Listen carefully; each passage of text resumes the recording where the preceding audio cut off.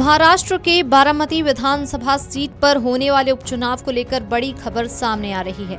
अजीत पवार के निधन के बाद खाली हुई इस सीट पर उनकी पत्नी और महाराष्ट्र की उप मुख्यमंत्री सुनेत्रा पवार के निर्विरोध चुने जाने की संभावना है। ऐसा इसलिए क्योंकि एनसीपी-एसपी की कार्यकारी अध्यक्ष सुप्रिया सुले ने सोमवार को एक बड़ा ऐलान किया। उन्होंने बताया कि उनकी पार्टी बारामती विधानसभा उपचुनाव में सुनेत्रा पवार के खिलाफ कोई उम्मीदवार नहीं उतारेगी।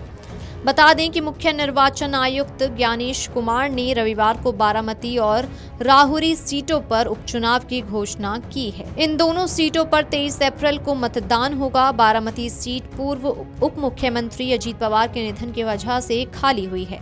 वहीं राहुरी सीट भाजपा विधायक शिवाजी कर्डिले की मौत के बाद खाली हुई। दोनों ही सीट पर उपचुनाव 23 अप्रैल को होंगे, जबकि मतगणना 4 मई को होगी। सुप्रिया सुले ने दिल्ली में पत्रकारों से कहा कि वे अपनी भाभी सुनेत्रा पवार के खिलाफ चुनाव नहीं लड़ेंगी।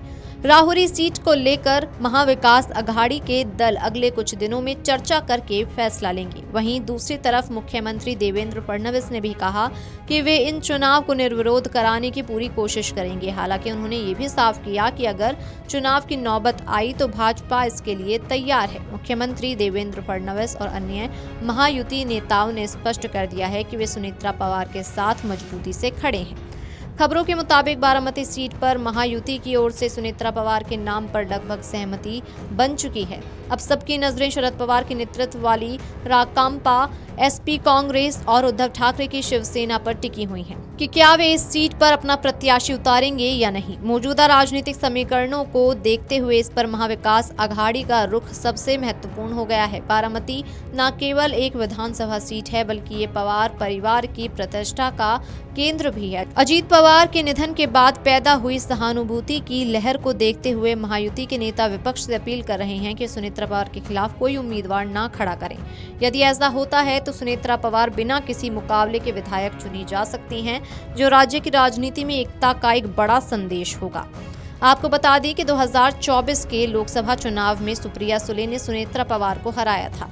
इसी साल 28 जनवरी को एक विमान हादसे में अजीत पवार की मौत हो गई थी।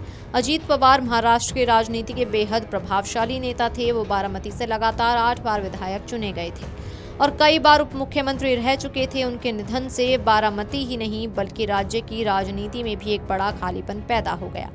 अजीत पवार के निधन के बाद उनकी पत्नी सुनेत्रा पवार को उप मुख्यमंत्री और एनसीपी का अध्यक्ष बनाया गया। सुप्रिया सुले ने अजीत पवार के विमान हादसे की पारदर्शी जांच की मांग भी की।